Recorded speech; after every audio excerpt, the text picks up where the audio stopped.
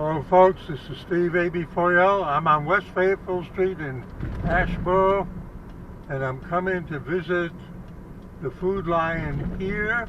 Why would I do that? Well, I'm checking to see if,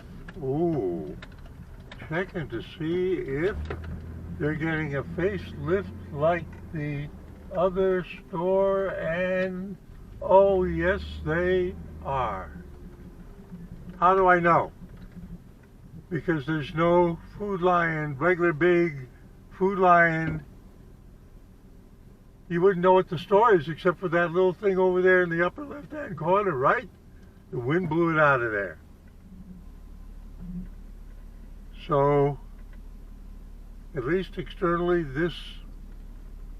there are 3 in Asheboro, and this one is getting a facelift also. They're not finished. They may have been working here practicing on this one before they went over to the one on East Dixie Drive. All right, doesn't need to be long. Yeah, that's it.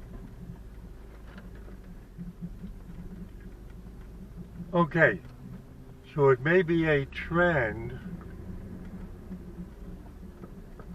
and I just decided to scout it out.